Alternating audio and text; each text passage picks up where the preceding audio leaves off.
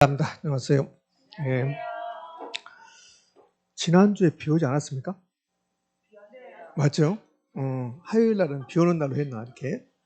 제가 오면 비 오는 날이구나. 예. 자, 그렇구나. 자, 비는 오고, 공부는 해야 되고, 머리는 안 돌아가고, 이렇게 짜증이 확 나죠? 예. 여러분, 지금 아직 전반전도 안 끝났습니다. 그러니까, 이거 뭐 급하게 마음 먹을 필요가 없어요.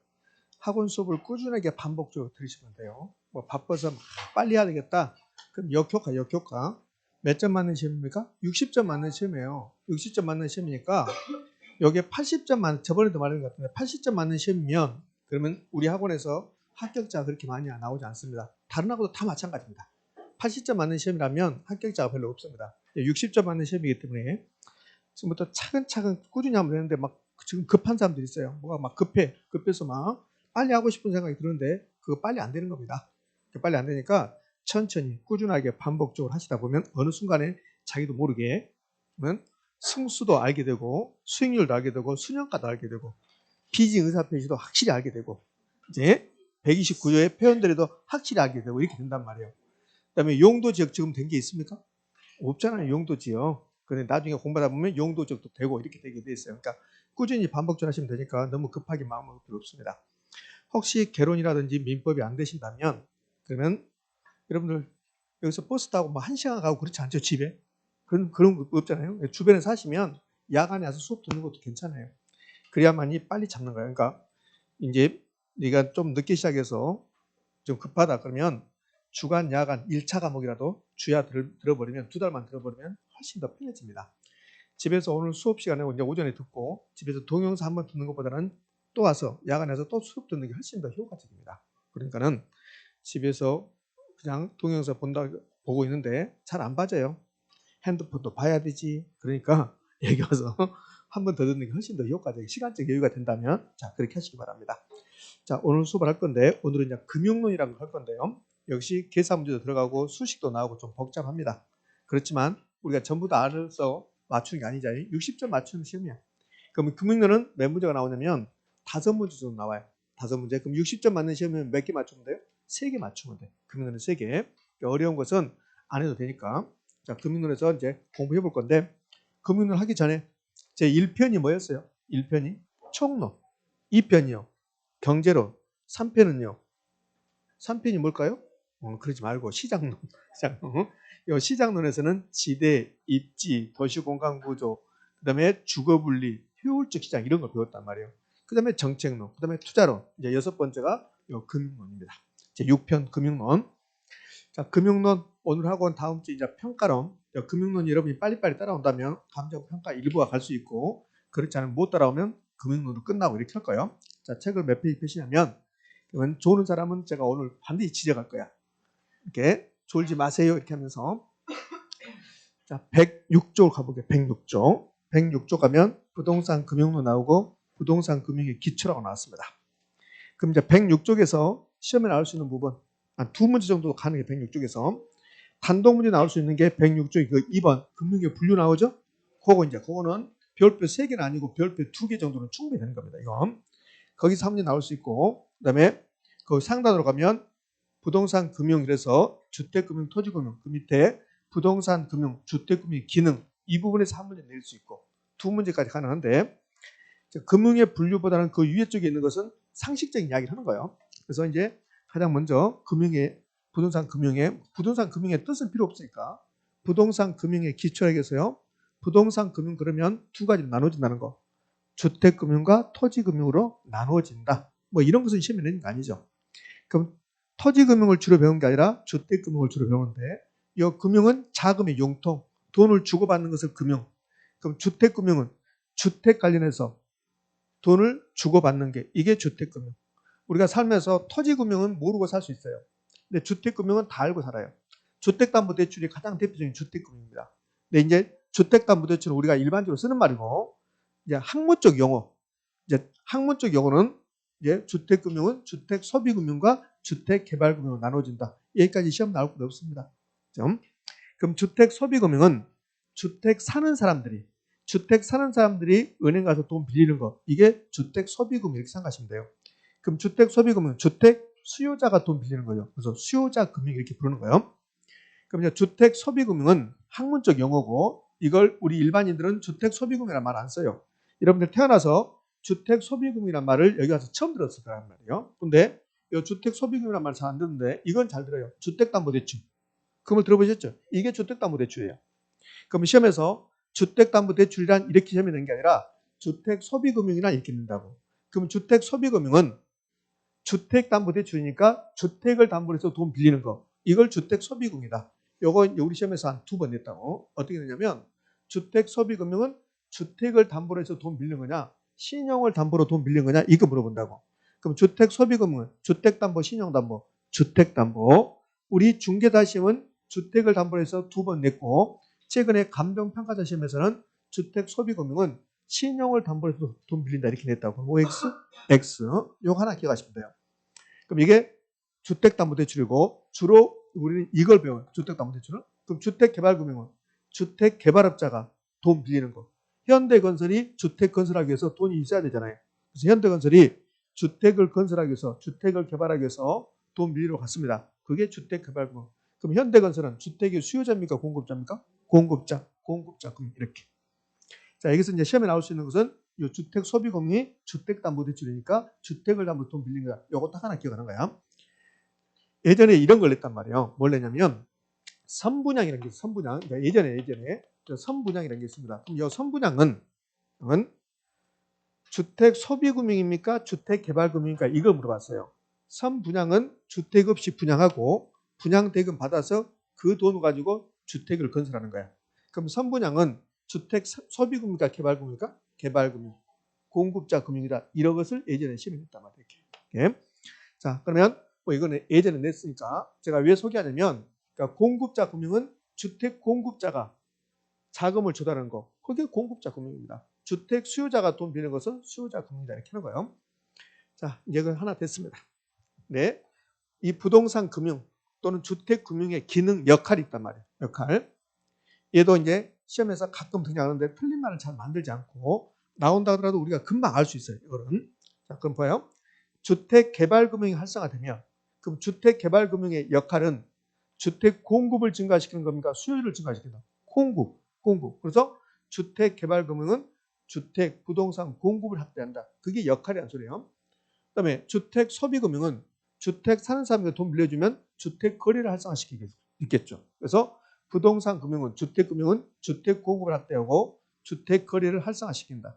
그럼 주택 거래가 활성화되면 주택의 수요 공급 조절한다. 주택 경기를 조절해서 주거 안정을 기할 수 있다. OX, O. 이게 기능이야. 그럼 이 기능을 외우고 있으면 공부를 잘못한 거라고. 당연하니까 이거는 외울 필요 없다고. 시험에 자주 등장하는데 외울 필요가 없어요. 금방 알 수 있으니까 이렇게. 자, 그러면 이제 이 부분까지 해서 어떤 식으로 시험에 출장을 볼까요? 자, 기출 지문. 주택 소비 금융은 주택담보대출이네요. 그러면 신용을 담보로 제공하고 OX, X. 이게 최근에 감정평가사 시험 지문입니다. 우리 중개사 시험은 2번 다 주택을 담보로, 신용 대신에 주택을 담보로 해서 옳은 지문을 만들었어요. 2번, 주택시장이 침체하여 주택거래가 부진한다면, 그럼 주택거래가 부진하다, 주택을 안 산다. 그럼 주택 소비금융을 활성화시켜주면 되잖아요. 그럼 주택 수요자 금융 확대, 이게 소비금융이니까 확대하여 주택 수요를 증가시키면서 주택 경기를 활성화시킬 수 있다. OX, O. 이거는 부동산 금융, 주택 금융의 기능, 역할이라고. 이제 이거 물어보는 거야. 얘는 갑자기 왜 안 되냐? 그는 지금 이거 물어본다. 요거 물어본 거야. 그 지문은 자 이제요. 안 배웠던 지문이 나와요. 이거 담보인정비율 좀 있으면 배울 건데 이 담보인정비율이 대부비율입니다. 그럼 대부비율이 높아지면 돈을 많이 빌려주라 이 말이에요. 그러면 차주 상환 능력이 총부채 상환비율이라고 해서 차입자의 소득에 따라서 돈을 빌려주겠다는 소리야. 그럼 차주 상환 능력을 높여주면 돈을 많이 빌려주라는 소리야. 그러면 담보인정비율과 차주 상환 능력이 변경됐다. 높이거나 떨어졌다. 그럼 주택의 수요가 변한다, 변하지 않는다? 변한다. 주택의 수요가 변할 수 있다. 자, 구체적으로 가면 담보인정비율이 높아졌다. 대부분이 높아졌다. 차주 상환 능력이 높였다. 돈을 많이 빌려주라는 소리야. 그럼 주택의 수요가 증가. 그럼 이게 떨어지면 감소. 됐습니까? 이렇게. 자, 됐습니다. 자, 이런 것을 시험에 출제요. 작년에도 이거 시험에 출제했어요. 이 차주 상환 능력이 총부채 상환 비율입니다. 그러면 총부채 상환 비율이 변화하면 주택 수요에 영향을 미친다. OX? O? 이렇게. 자, 이제요. 기본적인 사항을 받고 이제 부동산 금융에서 첫 번째로 단독이 나올 수 있는 게 이겁니다. 부동산 금융 또는 금융의 분류입니다. 금융의 분류는 이렇게 나눠져요. 지분금융과 부채금융, 매자닌금융 이렇게 나눠집니다. 이는 지분금융의 뜻, 부채금융의 뜻, 매자닌금융의 뜻을 내는 게 아니에요. 그럼 그걸 내는 게 아니라 지분금융에 무엇이 있습니까? 부채금융에 무엇이 있습니까? 이건 물어본 거예요. 그러니까 암기상이야.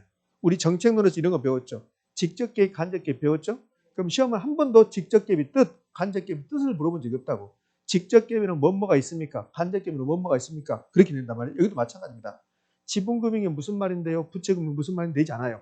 그러면 어떤 것들이 지분금융에 해당됩니까? 이걸 물어본다고. 그럼 지분금융 무수히 많아요. 등자 붙었잖아요. 무수히 많은데 우리 시험은 주로 이게 나오는 거야. 그러니까 지분금융은 자, 이런 걸 지분금융이라고 해요. 지분이 내 돈입니까? 남의 돈입니까? 내 돈. 내 돈 쓰는 것을 지분금융이라고 그래요. 부채는 은행 돈, 남의 돈이야. 타인 자본을 쓰는 거, 내 돈 아니고 타인 자본 쓰는 것을 부채금이라고 그래. 그러면 주택담보대출. 주택담보대출은 지분 부채. 부채. 대출 받았다 그러면 부채야, 부채. 부채. 제가 여러분에게 돈 빌려 썼습니다. 돈 빌렸습니다. 그건 부채. 됐죠? 그러니까 남의 돈 쓰면 부채금융하고 내 돈 쓰면 지분금이라고 해요. 그러면 이제 A라는 회사가 돈이 필요해요. 그럼 자금을 조달한다고. 자금. 돈이 필요하다. 자금을 조달한다. 돈을 조달한다. 그 방법은 크게 보면 두 가지입니다. 주식을 발행하는 경우가 있어요. 주식을 발행하는 경우. 그럼 주식을 발행했다. 그러면 자기 지분을 파는 거라고. 그러니까 주식 발행이 가장 대표적인 지분금융입니다. 제가 이제 부모님한테 상속받았는데, 그럼 상속받을 요즘은 남녀 구별하지 않잖아요. 전부 다 자녀들이 똑같은 비율로 받잖아요. 그러면 제 행정관이 저 포함해서 3명이다. 그럼 다 3분의 1씩 받아요. 이렇게 3분의 1씩. 3분씩 받는다고. 최근에 제 땅 일부가 수용됐다고 보상금 받아가라고 지금 연락이 왔는데 그 보상이 얼마나 나올지 모르겠지만 그럼 그 보상금 받으면 그럼 정확하게 그 땅은 제 앞으로 된 게 아니에요. 우리 아버님이 저 어렸을 때 제목, 누나목, 동생목 다 나눠줬어요. 근데 일부를 안 나눠준 게 있습니다. 그게 이제 어머니 목으로 돼 있어요. 근데 그 어머니는 그 어머니 아니라 어머니가 무슨 말을 했냐면 그거는 자기 거니까 너희들 전혀 신경 쓰지 마라 그런다고. 근데 저한테 말했습니다. 내 것은 네 거다. 이렇게 실제로 말했어요. 그렇습니다. 근데 이제 거기 이제 수용돼서 일부가 수용돼서 이게 보상금을 받아갈 건데 그러면 3분의 1씩 어머님 빼버리면 3분의 1씩 가져가야 된다고. 3분의 1씩. 그렇죠? 그럼 이 3분의 1을 대한 데가 지분이 있단 말이에요. 그럼 이 지분을 다른 사람한테 팔 수 있어요? 없어요? 있어요. 그럼 지분을 팔아서 돈 썼습니다. 무슨 금융? 네? 지분금융. 지분을 팔았대. 지분을. 그러니까 지분권을 판매했다 이렇게 나온다고. 그럼 지분권을 판매해서 돈 썼습니다. 무슨 금융? 지분금융. 이런 것도 지분금융을 한단 말이에요. 그러니까 회사가 주식 발행했습니다. 지분권을 팔았습니다. 그게 지분금융이야. 내 돈 쓴 게. 그럼 이 주식 발행이 가장 대표적인 게 지분금융이라고. 이 공모한 증자 있죠? 이 증자가 주식을 발행했습니다. 그 말이에요. 그럼 공모한 증자는 이 공모가 공개 뭐지? 어떤 회사가 A라는 회사가 주식 발행할 때 우리 A라는 회사가 주식 발행하면 우리 일반인 알아요? 몰라요? 몰라요. 어떻게 알아요? 삼성전자가 현대자동차가 주식을 발행한지 안 하는지 우리가 어떻게 압니까? 모른단 말이에요. 그래서 여기 공모는 신문 광고 내란 소리야. 신문 광고. 여기 공모가 중요한 게 아니라 증자가 중요한 거예요. 증자. 그러면 증자 주식 발행했다. 이게 가장 대표적인 지분금융이야. 그런데 회사가 A라는 회사 지우지면 안 되는데 아까 보상금 받으라고 해가지고 제가 흥분해서 그렇지 지워졌나 봐. 그럼 A라는 회사가 돈이 필요할 때 주식 발행할 수도 있고 사채, 회사채를 발행할 수 있어요. 회사채를 발행할 수 있습니다. 회사채. 그럼 이 회사채 발행했다. 여기 사채 발행했다. 이거는 차용증 써주고 돈 빌려간 거라고. 그럼 삼성전자가 회사채 발행했다. 그럼 그냥 여기 채권 이렇게 있어 채권. 삼성전자니까 그냥 종이백에다가 차용증 이렇게 쓸 수는 없잖아요. 예쁘게 세계 제1위를 선도하는 삼성 이렇게 써가지고 삼성은 하면 뭔가 다릅니다. 이렇게 쓰면서 이거 주겠죠. 이게 뭐야? 차용증이야. 차용증. 그게 사채라고 사채. 회사채인데 이 회자를 생략하고 사채라고 한다고 사채. 그럼 사채를 발행했습니다. 삼성이. 제가 사채를 삼성에서 발행한 제가 사채를 샀어요. 회사채를. 그럼 제가 삼성에게 돈 빌려주는 거야. 그럼 삼성은 회사채를 발행했으면 남의 돈 쓰는 거죠. 남의 돈. 그래서 회사채를 발행했다. 이게 가장 대표적인 부채금융입니다. 근데 이제 해자를 생략하고 사채 이렇게 나오고 사채. 그럼 국가가 발행한 채권을 국채라고 하거든. 그럼 이 국채는 국가가 자기 돈 쓰는 겁니까? 남의 돈 쓰는 겁니까? 남의 돈. 그러니까 국채가 부채금융. 이렇게. 자, 신탁증서금융은요. 신탁증서를 은행에다 담보를 제공하고 돈 빌리는 거. 이게 신탁증서금융이야. 그럼 신탁증서는 금융은 신탁증서를 담보로 잡히고 돈 빌렸다. 돈 빌렸다는 소리입니다. 그럼 이건 지분금융, 부채금융? 부채금융. 이 금융이란 말이 들어가면 프로젝트 파이낸싱인데 이 파이낸싱이 금융이잖아요. 그러니까 프로젝트 파이낸싱을 프로젝트 금융 이렇게 불러요. 이거는 담보 없이 오늘 이제 마지막에 배울 것 같은데 담보 없이 돈 빌리는 거예요. 돈 빌린 겁니다. 그럼 돈 빌렸으니까 지분 부채, 부채. 이렇게. 기업이 어음을 발행했습니다. 이것도 부채. 주택상환사채, 주택개발업자가 사채를 발행해요. 내가 주택개발업자인데 돈이 없어요. 그러면 돈이 없으면 여기 일정한 요건을 갖추면 주택상환사채를 발행할 수 있다고. 그럼 이걸 발행해서 돈을 모아. 그래서 주택을 건설해. 나중에 주택으로 갚아줄게요. 이게 주택상환사채. 이 주택상환사채는 아마 공법 선생님한테 배울 겁니다.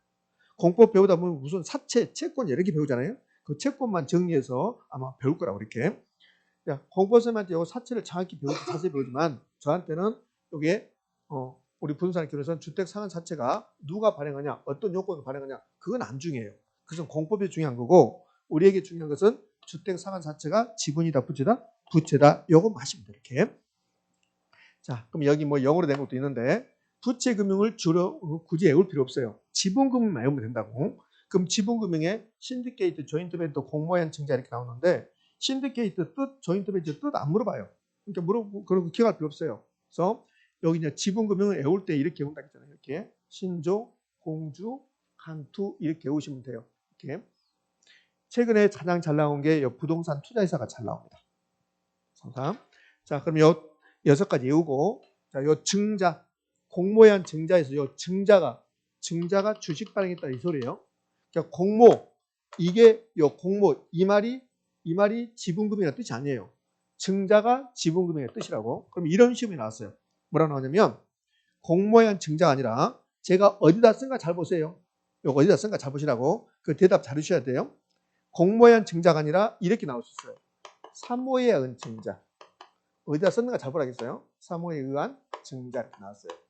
혹시 시험에 사모에 의한 증자가 나오면 지분입니까? 부채입니까? 지분.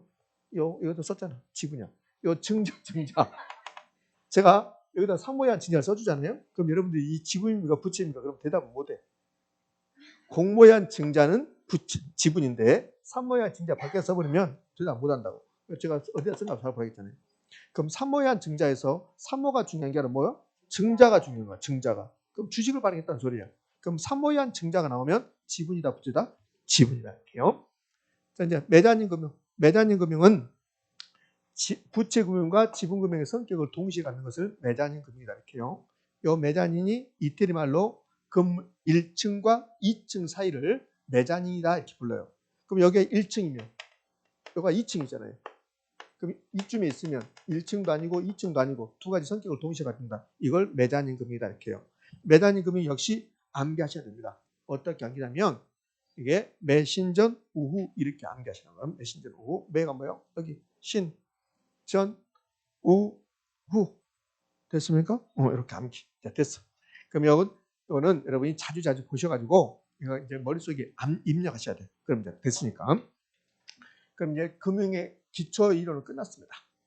그럼 이제 두 번째, 부동산 금융에서 주가 되는 게 토지금융입니까? 주택금융입니까? 주택금융.